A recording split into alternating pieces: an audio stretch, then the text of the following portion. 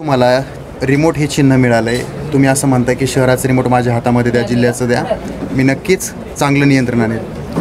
मी असं म्हणतो की शहराचं रिमोट कंट्रोल आपल्या सर्वांच्या हातात आहे आणि ते रिमोट कंट्रोल विकासाचं आहे आणि 21व्या सेंचुरीचं असल्यामुळे नंबरसुद्धा 21 मिळालेला आहे. बरं, बहुतांश वेळा असं होतं की काही जे उमेदवार निवडणुकीत येतात त्यांचा उद्देश हा असतो की नाव कमवणं, काही गोष्टी कमवणं. मात्र तुमच्याकडे सर्व असतानासुद्धा तुम्ही प्रोफेशन वगळता राजकारणात का आलात? समाजकारण हे करणं आपलं अस्तित्वाची लढाई असते.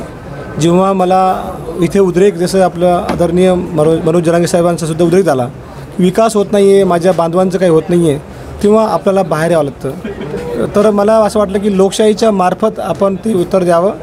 जेव्हा आपल्याला शहरामध्ये विकासाचा चेहरा दिसला नाही, त्यामुळं मला पुढे येण्यासाठी भाग पडावं लागलं. आणि मी हे आपल्याला सांगू इच्छितो की मी आपल्या सर्वांच्या अपेक्षेमुळे, आपल्या सर्वांची इच्छा आहे की ह्या शहराचा विकास व्हावं.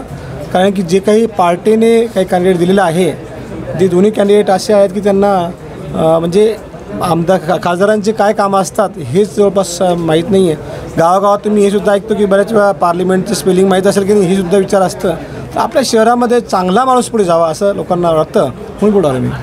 तुम्ही युवा ताकद घेऊन मैदानात उतरताय, कारण युवकांचे प्रश्न हे आतापर्यंत कोणी घेतलेले नाही आहेत, ते तुम्ही घेताय. काय सांगाल, युवक सोबत घेऊन तुम्ही रॅलीही काढणार आहात, मोर्चा काढणार आहात? मी तुम्हाला सांगतो 90% युवक बरोबर आहे. प्रत्येक युवक म्हणतो की आपण आतून यावेळेस विकासाचं बटन दाबायचं आहे. 21 नंबर दाबणार, रिमोट कंट्रोल दाबणार आणि विकास दाबणार. युवक हा घाबरलेला असतो. त्याला आजपर्यंत फक्त आपल्या जे काही कार्यकर्ते आहे फक्त त्याला पत्रवाळी उचलण्यासारखंच काम ठेवलेलं असतं.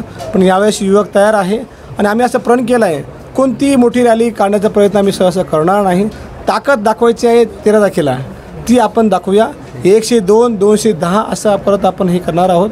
आणि गावागावामध्ये प्रत्येक युवकामध्ये ती आग आहे की आता बस झालं, आता मात्र विकासाचं बघायचं आहे. इम्तियाज जलील असं म्हणले की बाकी 2 उमेदवार वगळता, म्हणजे जे स्वतः ते आणि तुम्ही हे शिकलेले आहेत, पण बाकीच्या उमेदवारांना जर इंग्लिशमध्ये जर फॉर्म जर आला तर ते देखील वाचता येणार नाही, म्हणजे ते सांगितलं आहे. म्हणजे ते स्वतः फॉर्म भरतच नाही ना, त्यामुळे ते विकास स्वतः करू शकत नाही.